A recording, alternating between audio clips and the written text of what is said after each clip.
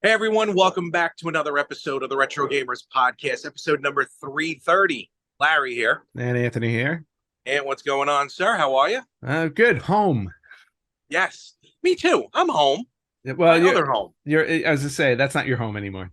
Well, no, the houses behind me are not my home. This will No. always be my home. I'm sure your parents think otherwise. But nope, I'm here on location. Figure outside, nice breeze. So are we I'm taking getting one on Long Island. Are we taking turns now? Like I was on location last week. You're on location this week. At least when I was on location, I was in like a completely different state. It's like a difference between Long Island and Brooklyn. It feels different. But next week you can do it from the park. Well, those are different countries. That's right. I'll just go to the park and then like you'll wind up like witnessing some crime behind you or something. It's like, oh look. No, it would probably most likely it'll just be a cricket match. Yes. Because cricket is alive and well in Brooklyn, New York. That's right. How come we don't own any cricket video games? Cricket? You gotta know what a crumpet is first. Crumpets. All right. So this week, actually, we got a really fun episode that was not dreamed up by the two of us. No, it wasn't. And I know you're really excited about it because you're going to be doing the majority of the talking. Because I have a lot of experience with this, unfortunately. And I have very, very specific experience for it, mostly because I take my time and research and then decide. I've done research. It's just it was a lot of hands-on research. Mm-hmm. So, but this week, actually suggested by a good friend and listener, Dave, who actually, I'm going to give a nice cheap plug for him. Him and his friend Chris do a podcast, which honestly has probably one of the greatest theme songs. And titles. Two middle-aged guys trying to work it all out.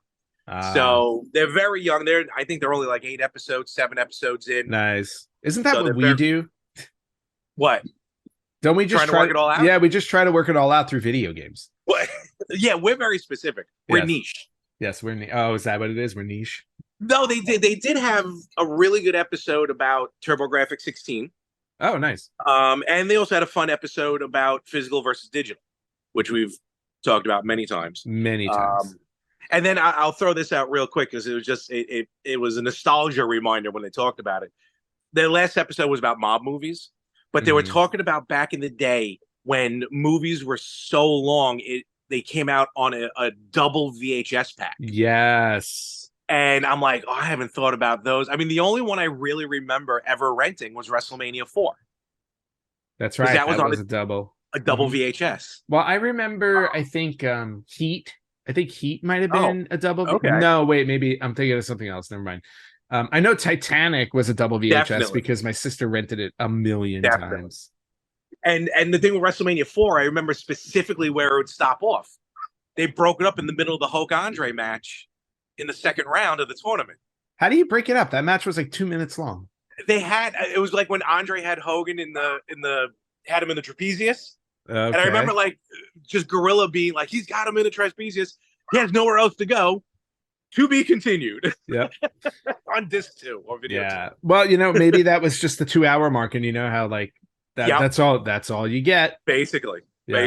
So, but yeah, definitely check them out again. Two middle-aged guys trying to work it all out. Great podcast. Cool. And Dave, thank you very much for the suggestion on this one, because we're going to deep dive a bit more into clone systems. The systems me and Anthony have had, and mostly I have collected and thrown out. Well, not necessarily thrown out, but have tried and have not been used successfully. Trashed, yeah. And then turned into refuse over the years that allow us to play original games. Yes. And we're just going to get right into it, honestly, because at least, on my end, you sent me your list, and I'm just like, my God, did you waste a lot of money? No. Let's remember, I'm at my parents' house. So not everything on that list. Oh, I'm sorry. Can they hear me about your credit card charges and the excessive amount of money you've wasted? No. Because a lot of those actually were suggestions, which I'm going to get into. Can we have them show up on the podcast? It might. You never know. But we're going to get kind of right into it. It's kind of in no particular order, other than maybe more like company-wise, like publisher, if you want to call them. And I'm actually going to start off with Hyperkin. because for me, Hyperkin was the only company I knew doing this at the time, putting out these clone systems, and they've been doing it for a while. As far as these multi-system, probably the more famous one is the Retron 5, which, I mean, basically it was like the Retro Freak, which we'll get into. Played basically everything. I never owned the Retron 5, but what happened was they eventually then started putting out systems individually, like for the individual systems. And the one I want to mention, and the one I started out with, was their Retron 1, which is their version of the NES. Yeah. Now here's a quick question before you go. Yeah. Before you dive deeper, is there any reason why Hyperkin would go from a system that plays multiple consoles to then just separating them out to one at a time, aside from the financial aspect of it? Yeah. Now, like, if there was any internal differences, like everything, Hyperkin was all emulation. And I think we should start out by this. Most of these systems, short of, which we'll get into, the analogs, I believe all these systems run off of emulation. And that's another conversation for like another 3 weeks of podcasts. Emulation versus, you know what I mean? Physical hardware. So I don't know if they changed the internals of that. I do believe, though, I think it was just the sign of the times that like they were focusing on individual systems.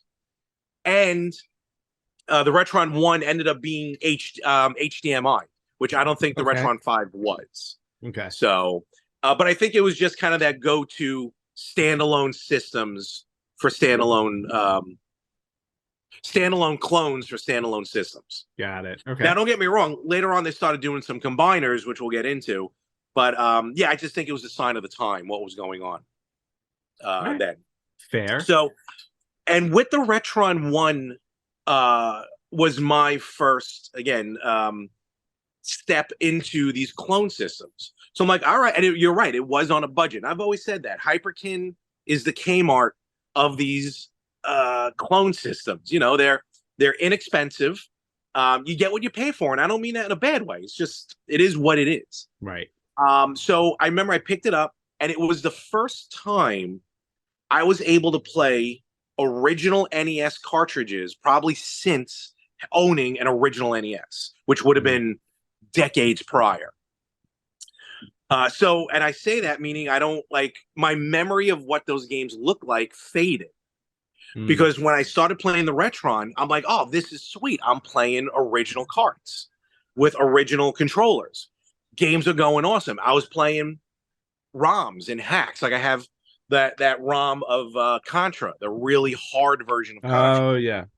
So, I played Batman on it, our game of the week our first game of the week from a few weeks ago.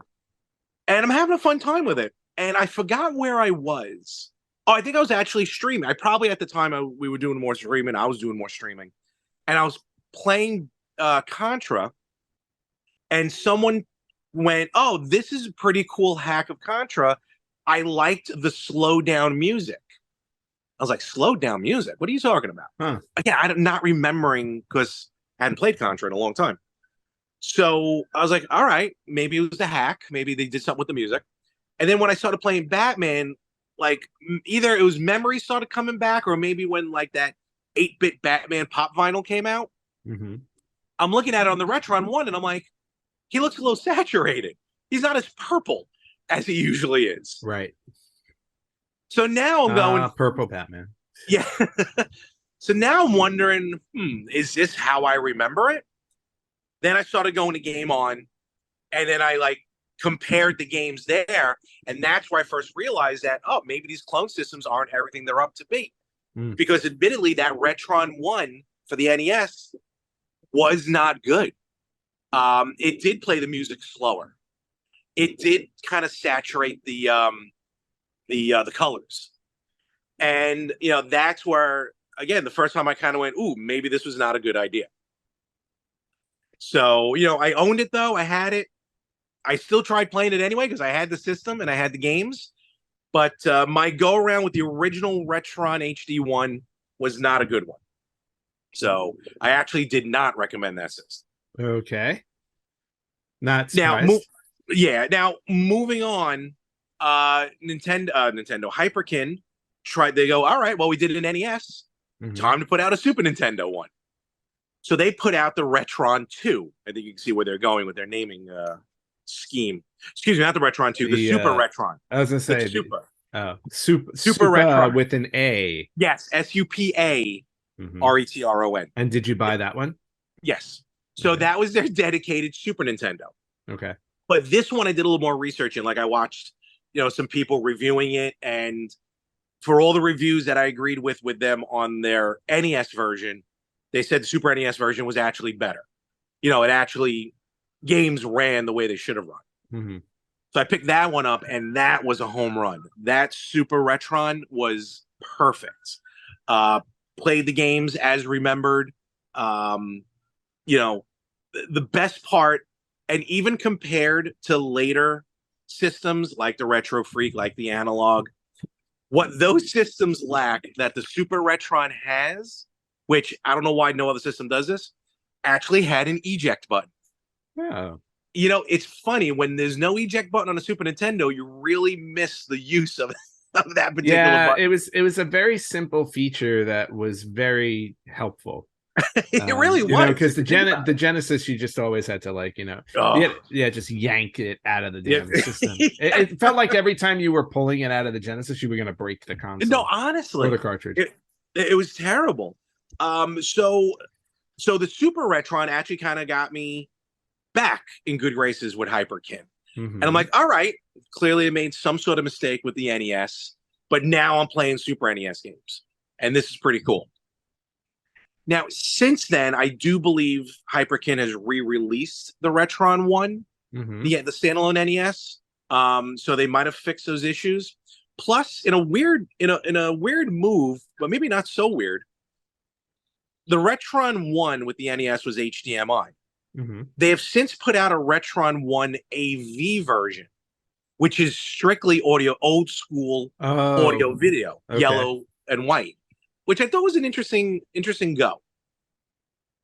Well, I mean, it's one of those things where, it's great if you have something that obviously can still hook into. Which a lot of collectors do get those old CRT TVs. You got to get the old CRT TVs. Although, I don't think new. Well, I guess do TVs still have the not natively. Not the AV, but they have the other one, the RGB.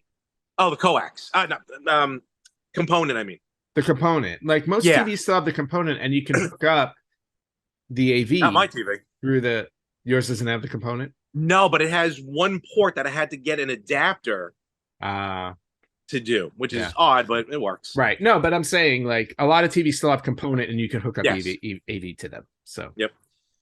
So so the Super Retron, and again with these systems, even though the system itself may be emulating, and it's not an original NES or Super NES, it does use original controllers, whether first party or third party controllers. So if you have that NES advantage, you can certainly play it on the Retron 1. Yeah. If you had some of the wackier Super Nintendo controllers, you can play them on the Super Retron. Okay. As far as I know, all licensed games work on these Retrons. From personal experience, some ROMs hacks. Sorry about the planes near JFK. Some ROMs and planes. Some planes. Yeah, thank you. Do some planes play in the system? Flight Simulator plays on the Retron. ROMs hack. Some of them do play. I don't know if the EverDrives play or stuff like that. But again, for a budget, for what it is, the Super Retron definitely worked itself out, which was really cool.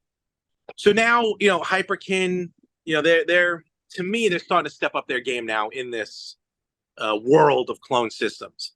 Their next, as far as the next system I ran into with them, not necessarily for me, but I picked one up for my father for the play, and that's the Retron 2. The Retron 2 being a combination of a Nintendo, Super Nintendo. Right. And now at this point, we're starting to go back, and now we're starting to see a lot of companies doing the combinations. because really a lot of us, if we've owned one, we own both. True. Very true. And really, if we owned one, we owned all three if you include Genesis. Right, for most of us. Yeah. So the Retron 2, from personal experience, from using it, if you're gonna go inexpensive, but you still want to get that good quality, Retron 2. Again, Hyperkin to me has not had any issues with Super Nintendo. You know, like I said, that works out great. Any issues that they had with the Retron 1 for the NES, I believe was fixed with this Retron 2. Because I playing NES games on there versus like with my analogs at home, I did not see a difference. Okay. So I think so. Yeah. So the Retron 2 really just, again, it's a combination of the two. There's really not much more to talk about on that other than you just get, two for the price of one.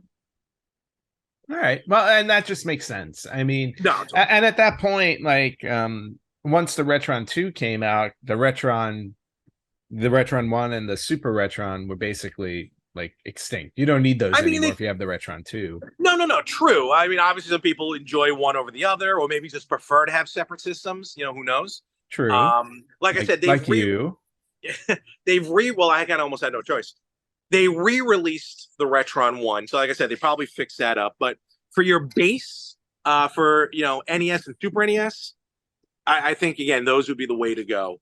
Now I don't know, maybe if you want to talk, I guess we continue on with Hyperkin as opposed to systems, because Hyperkin has the most as far as individual systems. Yeah, that goes without saying, I think. That's available. Mm-hmm. A system I was going to buy, but that's when I started leaning towards Analogue at that point, which I'll explain later. The next step after Nintendo, after Super Nintendo, of course, would be Genesis. Yes. And that's when they put out their what they call it? The Mega something. Yes. The Mega Retron SG or whatever it is. Mega Retron. Their names are, well, I mean, they're obvious, but they're just a little funky, I think. So it's their version of a Genesis. Mm-hmm. I've not had a hands-on on this, but from, again, seeing some reviews and some gameplay on there, again, the system works great. I failed to mention the other two times, but I think it will go without saying, all these systems are region free, which is the other big thing about it. So, the Super Nintendo, the Genesis will play North American, Japanese, even PAL, I believe. There's a switch for PAL. So it'll play all of those. The NES with the Retron, you do need a converter, but those are a dime a dozen. You can find those anywhere. Yep. The one thing I found interesting, and it was for a couple of systems, with the Genesis, if you wanted to play the Mega Drive, you did have to select a switch to go from Genesis to Mega Drive.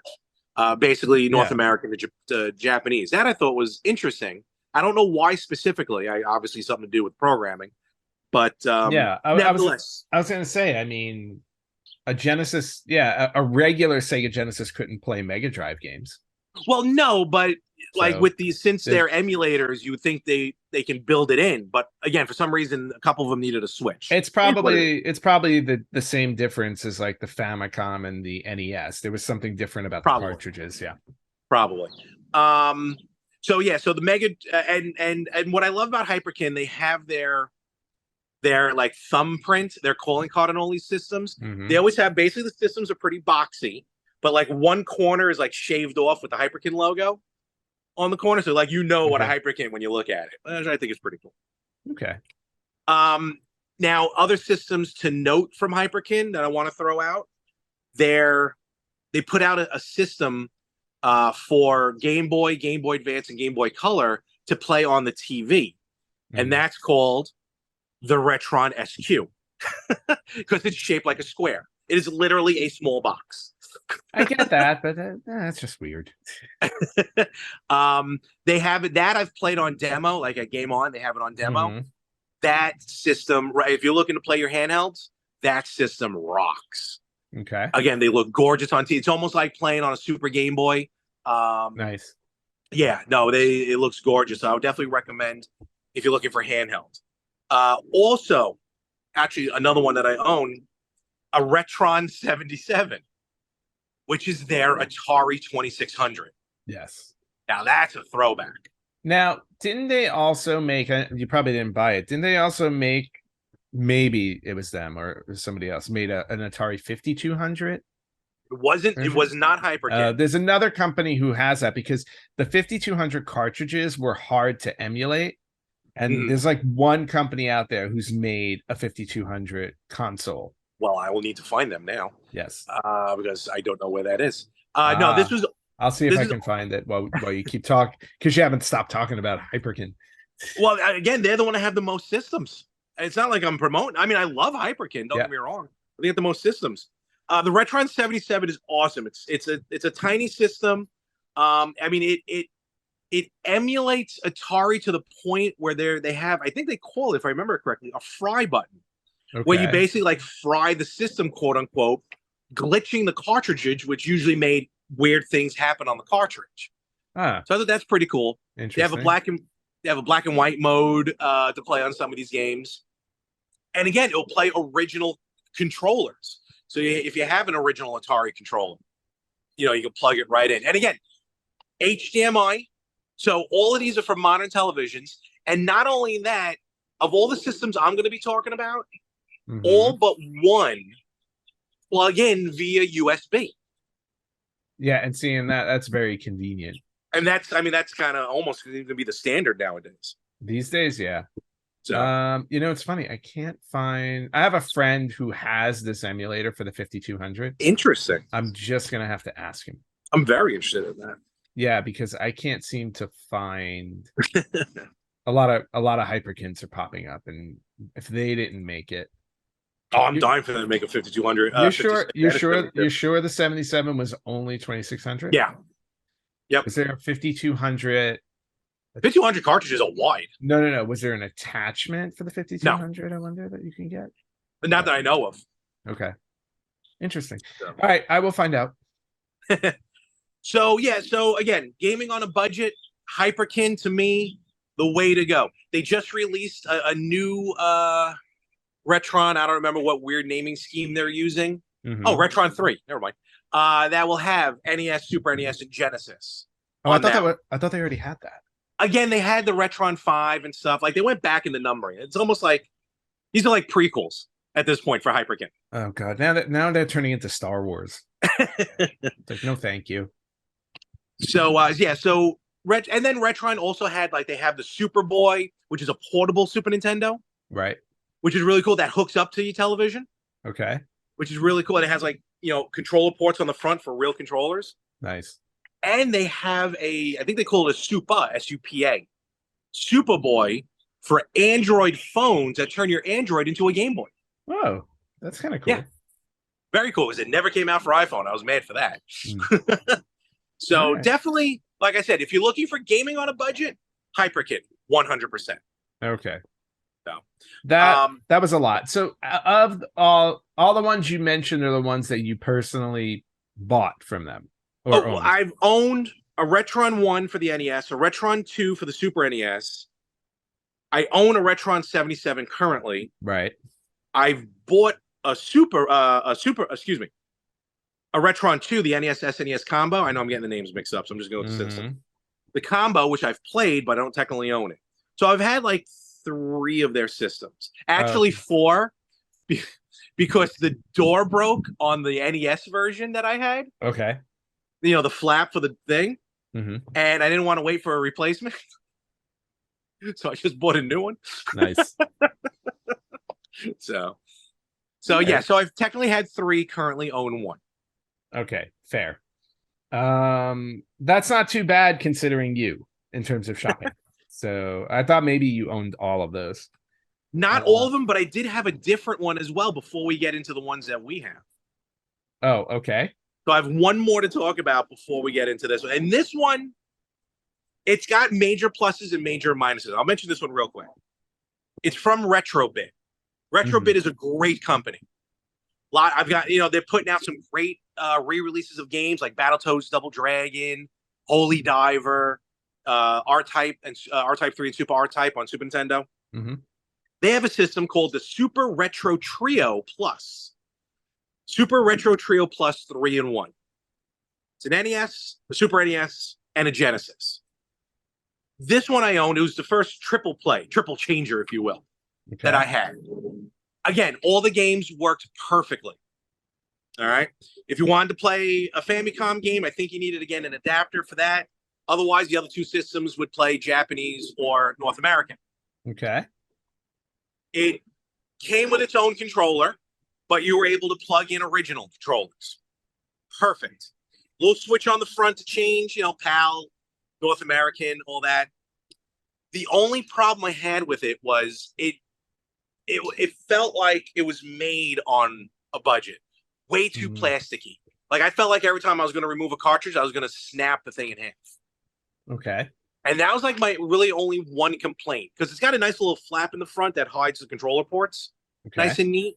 But yeah, it just felt like it was made cheaply. So I didn't own that one for long. I might actually still have it buried in my apartment somewhere. Okay. But I kind of stopped using it because honestly, in fear I was going to break it. Yeah, some of them. Well, we'll talk about it in a minute too. Where we're gonna get into the heavy ones now. Yeah, well, your anger with either flimsy or tough things that caused you I went back and researched it too, and my anger just did nothing but multiply. That's good to know. All right, so now we're gonna jump into the ones like we own, right? Well, the ones that you own, one I did own. Yes. One you almost owned.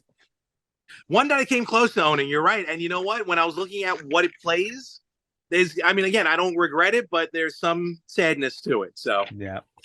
All right. Well, then we'll leave Hyperkin in the dust and move on. So I don't buy a lot of clone consoles, which makes sense only because I still own the originals. Yeah.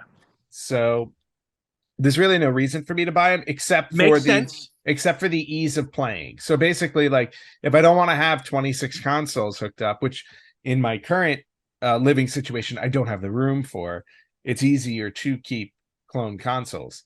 And the first one I just want to touch on, maybe not necessarily as a clone console, but it was just a funny console that I wound up picking up when I was in St. Louis visiting a friend. And I went to this retro game store, and they had a Sega CD there, but it wasn't a Sega CD.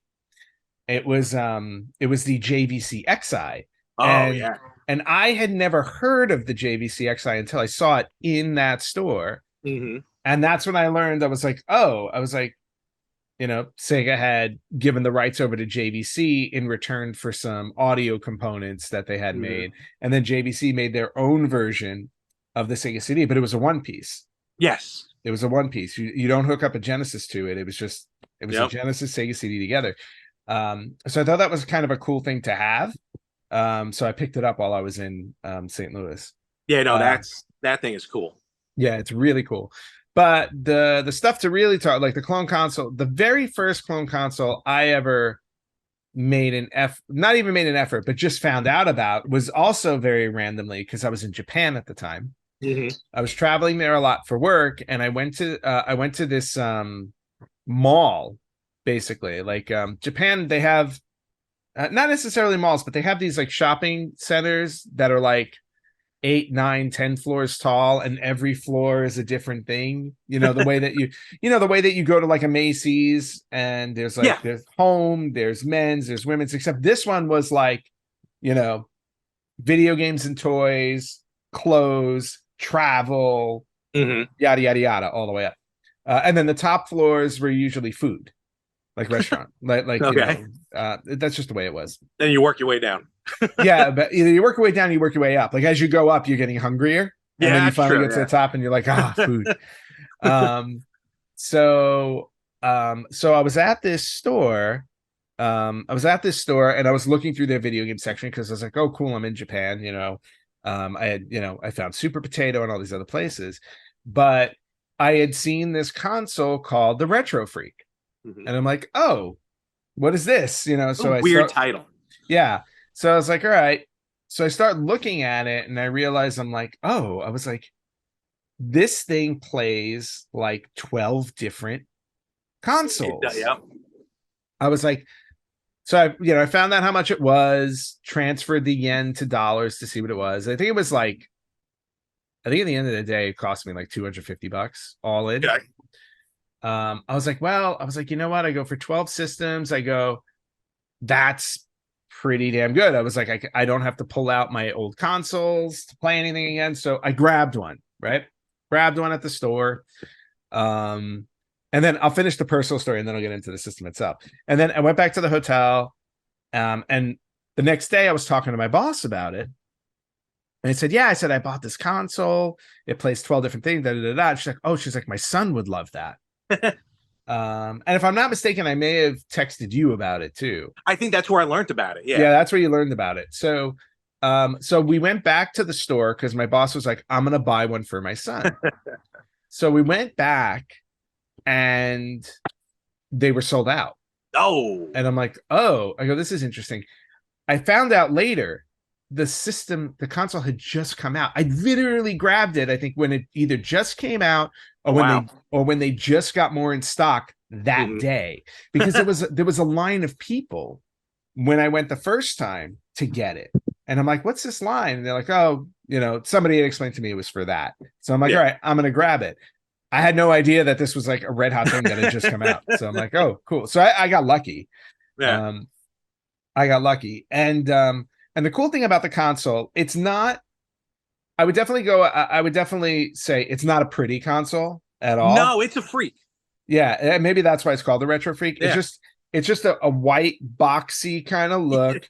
It's got the 3 openings up top for the Nintendo, Super Nintendo. Well, I'm sorry, let me rephrase that. Famicom, Super Famicom, and Mega CD. Mega Drive. Sorry, Mega Drive.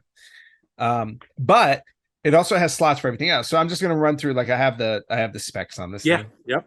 But the 12 systems that the console plays is it plays Famicom, Nintendo Entertainment System with a you need to buy an adapter for the NES. Super Famicom, Super Nintendo, because those two were basically the same cartridges. There was just a little change to it. And then Mega Drive, Sega Genesis, PC Engine, yes, TurboGrafx 16, yep, PC Engine Super Graphics, and then Game Boy, Game Boy Color, Game Boy Advance. So all of those in one system, handy dandy. Now, when you turn the system on, their menu system is nothing fancy. Yeah, so it's not the prettiest menu. And to talk about that, like those systems I was talking about with the Hyperkins, they just boot up. Like there's a Hyperkin logo in the beginning, but then it goes straight to the cartridge. This is like the first system that has this, which you'll explain why, that has like a menu system when you boot it up. Yeah, so it has a menu system because obviously there are all of these different systems you can play on it. On the back of it, there's an SD card. And you put the SD card in, you can copy all of your cartridges or games or whatever. You can copy all of your games onto this SD card. So then if you want to play it again, you don't have to pull the cartridge out again. You just boot it up from the SD card. And it really is the first, well, not the first, there's been other systems, but this is like really the heavy first one that we saw that, you can rip the ROMs and then just play them on the go, technically on the go. Yeah. And the other cool thing about it is because, like I said, it's this big boxy thing, but the boxy thing is really, bless you. Thank you. The boxy nature of it is just to put the cartridges in. The actual system itself is about this big. You can put it, you can slip it into your pocket and take it wherever you want to go. Yeah. Now the box itself, like the rest of it, has the plugins for the controllers, but then there's another piece that comes with it, so you can plug in original, like NES, Super Nintendo. There you go. That's what I'm so literally, you take those two things with you and the wires, and you're good to go. Like it's all you need. Yeah, it's very portable, which is really cool. And then, like you said, with the menu system is kind of like gray and boring. It's a little boring. But on the right side, they have like your your SD card and all the systems, and you choose what you want to play. There are all these different kinds of settings. Like you can do cheat mode in games, and it'll hack it for cheat mode. It'll actually up the resolution if you want to. You can play the games in the original style, or if you want, you can upres it to like 720p. There you go. And the games come out really crisp, really clean. There's an image filter for the picture quality, all that type of stuff. Save system. Obviously, you can save at any point in a game, so you can come back to it later, which obviously is a godsend for a lot of older games. Yeah, because those things didn't exist. Multiplayer is available. You can play with multiple people, like the way games were back then. You can do all that kind of stuff. And then there was another thing. There's something called invincible mode. So you just don't die. You just keep playing. You just continue on. The other cool thing about it was that there was another converter you can buy, which I did while I was there. There was a converter that added 4 more systems to the Retro Freak, and that converter added Game Gear, Sega Master System, Sage Mark III, and then the original SG-1000, which was the very first Sega console in Japan. So all in all, and also I will say, like, the controller, very, very simple, but very it just played really well. It was very did it? I always thought it looked weird, and I wasn't crazy about it. It looked a little weird, but it played well. Like the buttons were very responsive. It was essentially a Super Nintendo controller that came with it. But like I said, you could plug in your original controllers if you wanted to play with them. Plus other USB controllers. Like if you bought a USB controller, you can just plug it into the USB slot and then assign the buttons, and you're good to go. But all in all, I think like, I mean, I was so happy I picked this up. I mean, now that console is like 5.5 or 6 years old, like came out in 2017. I'm really happy I picked it up because my entire library of 8-bit, 16-bit games, my Game Boy games, the few that I have, my entire library now is sitting on that Retro Freak hooked up to my TV. So I can just pop in there whenever I want. Don't have to worry about finding cartridges, nothing. And it's just very, very easy to use. Question. Yeah. If we can go back to that converter for a minute. Yeah. Which one? The Genesis. I'll call it the Genesis converter. Yeah, that one. Yeah. The Sega converter. Now, where would that normally plug into? So that plugs into, I think it was the Sega slot. Genesis port. The Genesis port. And that will lead you to your Retro Freak experience. The audacity is the word I like to use when it comes to this. So I had gotten the Retro Freak as per Anthony's recommendation. Yes. I think he owes me money on it now. No. And so I ordered that. I did not recommend what you did after you bought it. And then I got the converter because I had Game Gear games. I had some Masters, or I planned on getting Master System games. SG-1000 and Mark III, I probably would never have seen, which I still haven't seen. But in any event, I got the converter. And I played some Genesis games on the system in the meantime. I get the converter, and I go to put the converter in the Genesis slot, and by golly, it wasn't fitting properly. So I thought to myself, all right, maybe you're putting it in wrong. You maybe not lining up the pins or whatever. You are. No. It was a design flaw, and a heavy design flaw on their part. So I'm like, okay.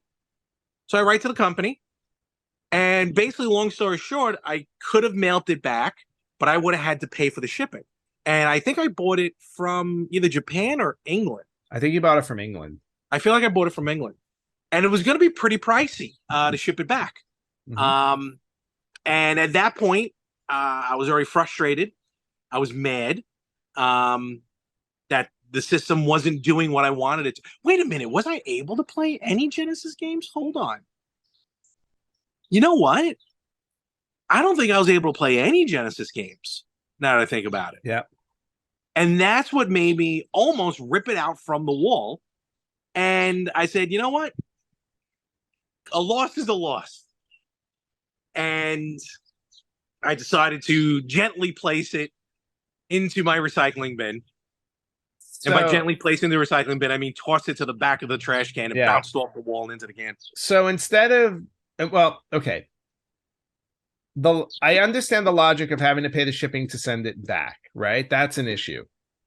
But if the system was faulty, there should have been some type of warranty involved with the original company that you could have gone through. Here, there's different rules over there. Who knows? If I remember correctly, I had offered on my many trips to Japan after I got the Retro Freak to get you one, and you chose not to. And then because I have one. Right, and you paid double what I paid. I didn't pay double. You paid a lot more than I did. No, I didn't. I remember that. And then on top of that, even if you decided, all right, I'll take the loss on this, it's not working properly. You still had the ability to play 11 other consoles on the system and just walk away from the Genesis part. And you were like, no, I'll throw out that part I didn't think about. Yeah, I'll throw out the Famicom, the Super Famicom, the NES, the TurboGrafx 16, the PC Engine. I'm going to get rid of all of those things because the Genesis port didn't work. Now, let me tell you something. Now, hold on. Let me tell you something really quickly. My Genesis port on mine does the same thing. My games, when I put a Genesis game in there, it sticks. And I gotta pull like holy hell to get them out of there. I do. No. I understand. Genesis was always notorious for that. Yes. But no. It's not that I couldn't get the cartridge out of the system. I couldn't get the cartridge in the system. Mm-hmm. Yeah. So look, but again, I still think for what you paid, having access to 11 systems is pretty damn good. Looking back on it, I'm better off with the systems I have now anyway. But he says, no, for real. I mean, when you want to deep dive into the innards of the systems, but I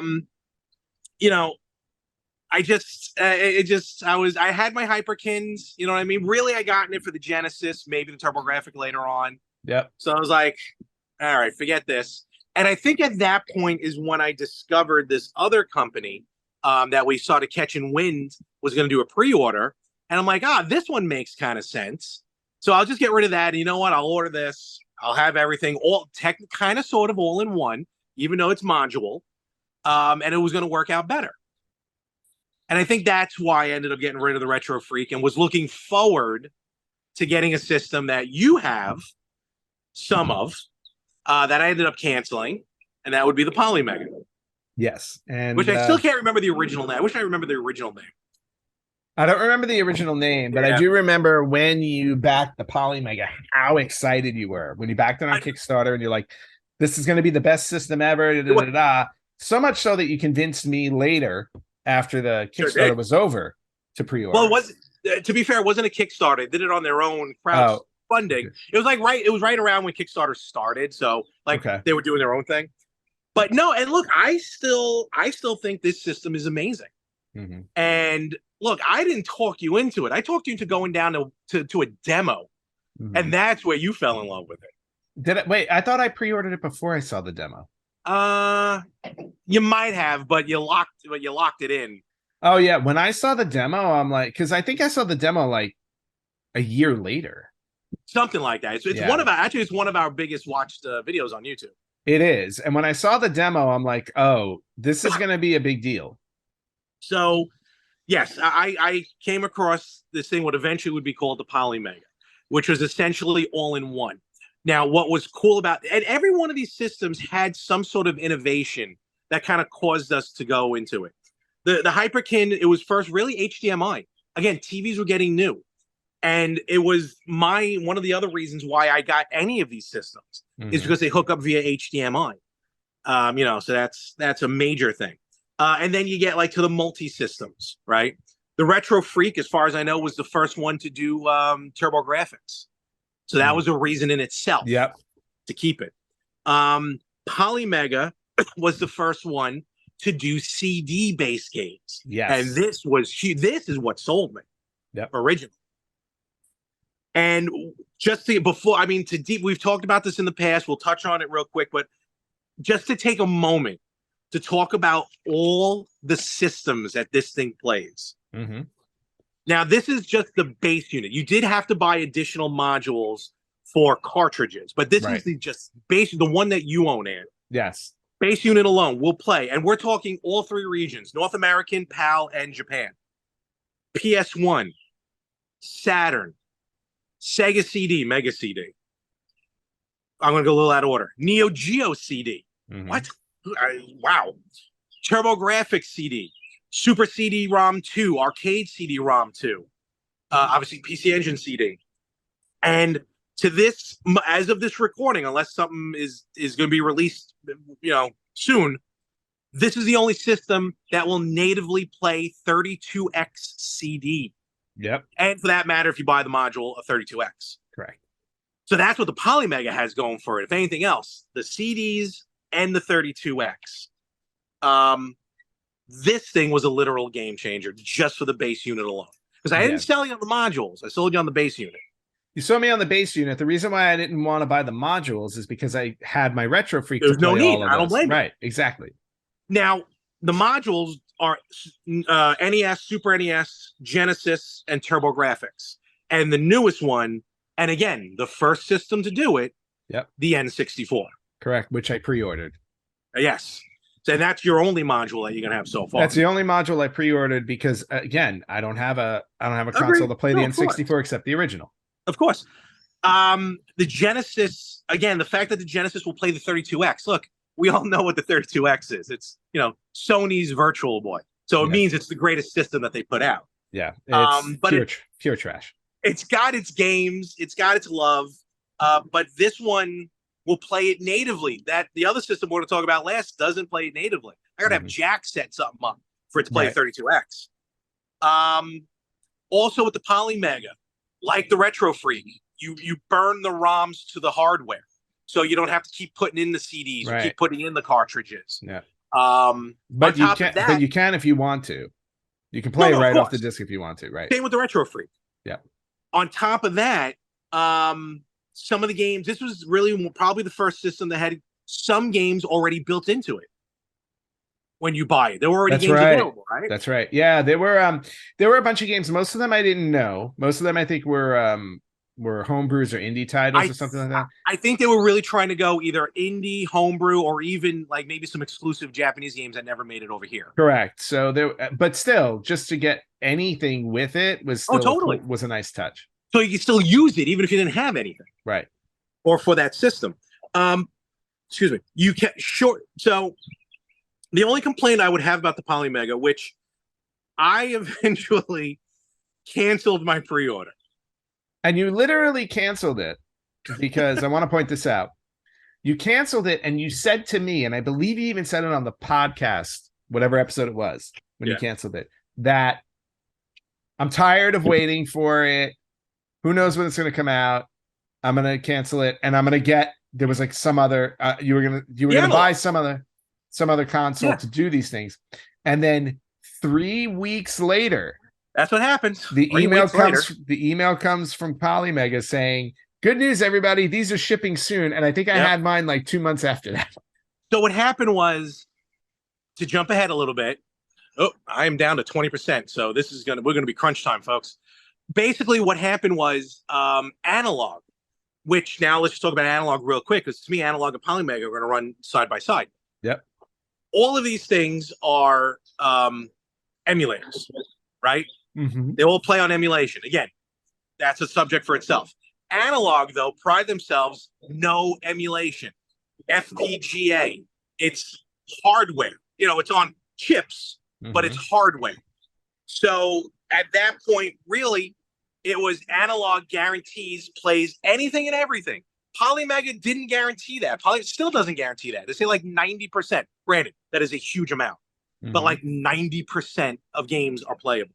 So when the Analogue is very, they are very bougie. So like they are limited space. The time frame for pre-orders is ridiculously small.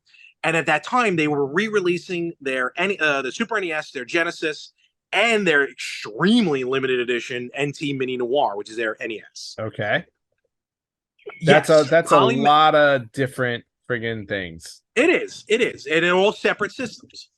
And Right, yes, all separate Polymega could systems. not. You have to pay. Right. No, look, You forget have to it. Yeah, pay for it. Although the Polymega, you also got with the Polymega just really quickly. You had gotten because I ordered you did it when everything. they were right, but when you did it when it was crowdfunding, you got a good deal on that because I got a very good once it came out later and you added up the modules, I think it came Look, out to like almost double what you would have been getting it for. we're making ourselves sound very petty and cheap when it comes to the pricing. Everything you pay for what you get, in all honesty.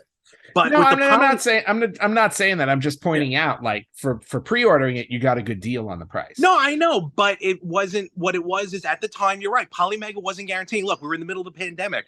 Everything was getting delayed, so there really Also was true. no Very time true. frame. Yeah, Like Polymega was like, it's going to come out eventually. They'd already pushed back the release like 2 or 3 times. yes. Analogue was putting up their systems again. They're like, look, we're shipping soon. Like they had a time frame, like third quarter, whatever it was. And again, it was basically you either have an original system or you get an analog. They're like almost one in the same as far as how it runs. Right. So I'm like, you know what? Let me do it. I want to get as close to the original system as possible. Plus, everyone was praising Analog. Yes, Analog is the Ferrari of these systems. I get it. So I ordered those and I canceled the Polymega. And yes, as always, I do something like that. You're right. Like 2 or 3 weeks later, they're like, "Is this your mailing address? Because we're ready to ship your Polymega." And you should have said yes. Should have, but I didn't. But to continue with the Polymega, I just want to ask you before we get into the Analog. You had mentioned something recently, and I forgot that it does this. Polymega really allows for game capture. And you said it's very easy to do. Does it capture on the hardware and then you convert it over? Like, how does the capture work? No. When I was talking about game capture, I'm hooking it up to a capture device and putting it on my laptop. Oh, never mind. I thought it was something in the system. No. Oh. No. I'm doing it the way you would do anything else. Then I retract my question. Yes. No question. Well, what do you besides the games themselves? And yes, there's a lot. Like now they have a shop and all this stuff. What do you really love about the Polymega? I love the ease of use. Really, the ease of use with it. The fact that all my games are sitting on one console. Great, right? The menu system that they have, and again, you can go check out the Polymega video we posted when I went to go see the preview of it. The menu system is really slick, very easy to navigate.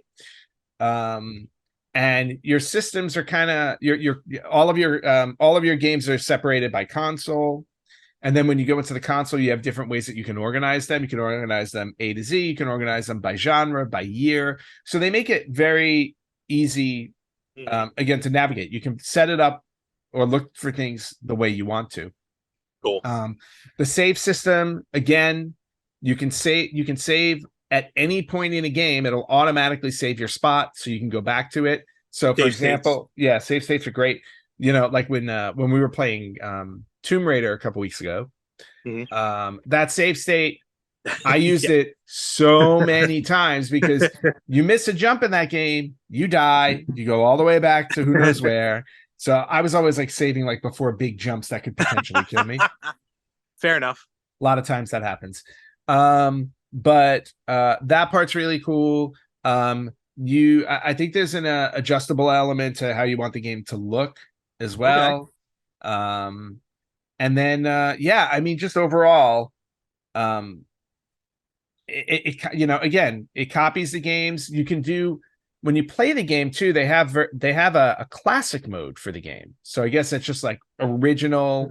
You play it that way. I don't know if that deactivates save states or anything like that because I think I read that. I think it does. Yeah. It might. Yeah, like in other words, you play the game as it was originally intended to be played. Yep. So again, for like a Tomb Raider game, you would only save when you find the little floating save state button, which was a nightmare. I just still don't know how I beat that game 20-something years ago. I still don't know. But just all of that combined with like it looks really nice. It's sharp.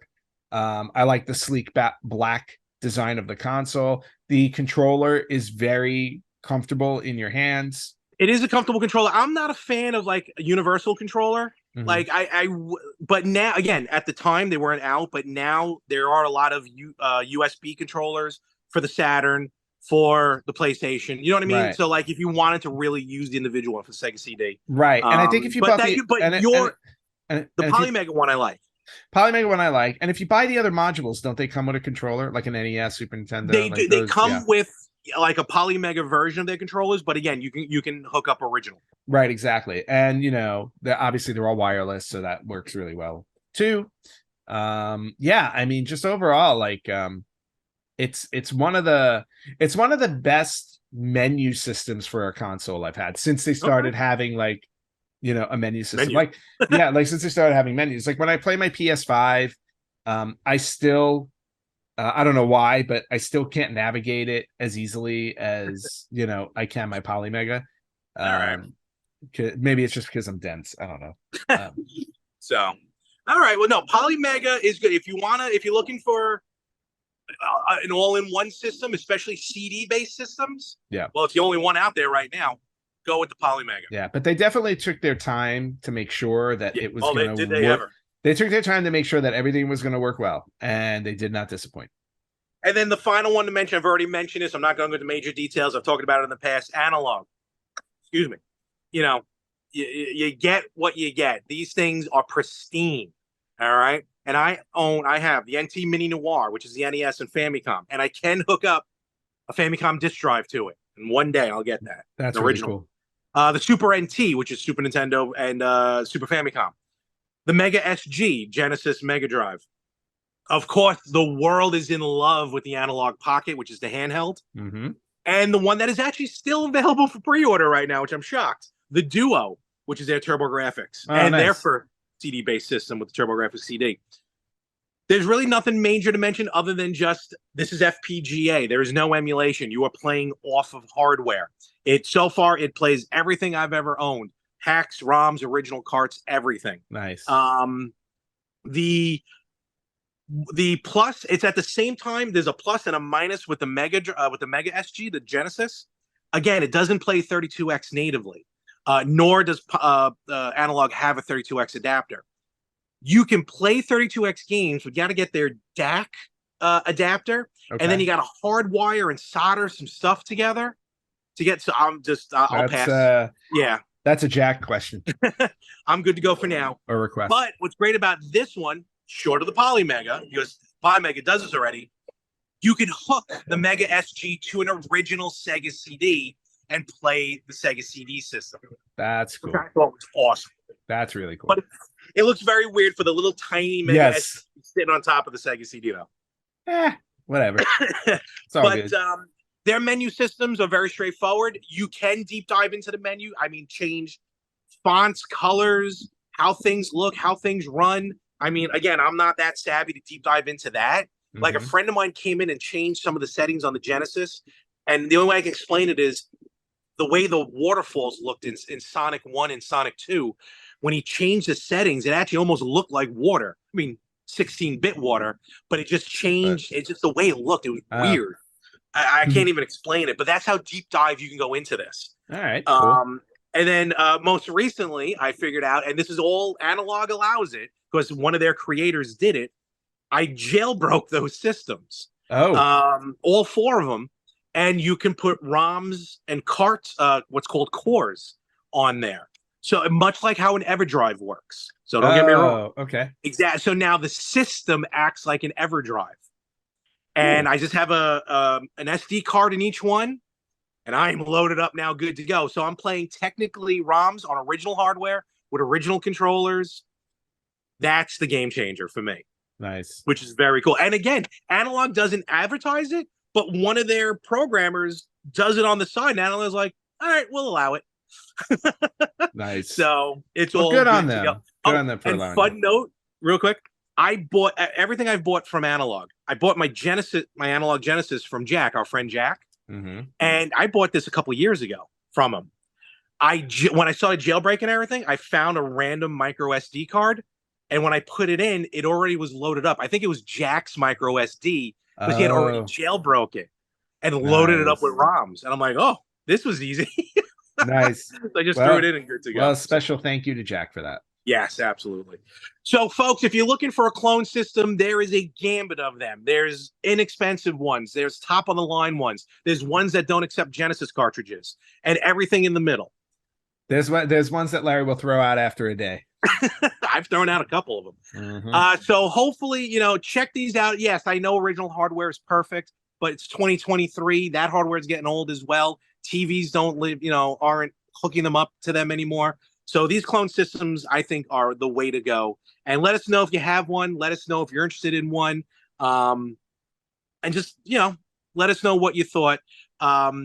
Before we get into where they can find us, I think we have a very fast that we can comment on in really 2 words for this week's game of the week. Oh, are we gonna do that? I was gonna push it to I was gonna say let's just push it to next week. Oh, I mean we can, but I really feel like we can sum it up in 2 words. We can sum it up in 2 words, but I'd like to give it a little bit more than that. I was gonna do that. I was gonna do that too. Okay.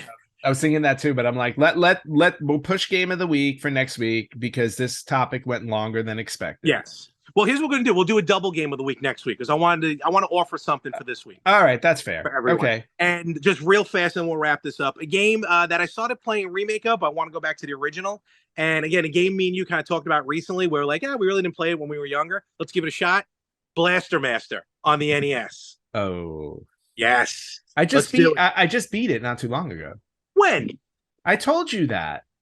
Oh, well, everyone else can play Blaster Master. I played, I think, I thought I played through it at the end of our contest last year. Maybe you did then. All right. Well, it's not just for us, it's for everyone. Yes. So we'll play Blaster Master. Blaster Master on the NES. It's available on the Switch NES shop, NES collection as well. Yep. With that, though, because I'm running out of battery, Ant, where can they find us? You guys can find us on Facebook.com/RetroGamersPodcast, on Instagram @RetroGamersPodcast, on Twitter @RetroGamersPod. You can listen to us wherever you listen to podcasts. You can watch us on YouTube @RetroGamersPodcast, or you can email us at email@theretrogamers.com. And really quickly, a very happy 35th anniversary to the one and only Altered Beast. 35 years ago, last week, it came out in Japan on original arcade. In an original arcade. The original arcade version is 35 years old. I'm going to change up our game of the week. Folks, if you have availability to it, even on any version you want to play, let's do Altered Beast. I think that's a good idea. All right. 35 years of Altered Beast. We're going to do Altered Beast. Why not? All right. And have a wonderful week. You have a great week as well. The sun is just now being covered by the clouds. And we will catch you everywhere next week on the Retro Gamers Podcast.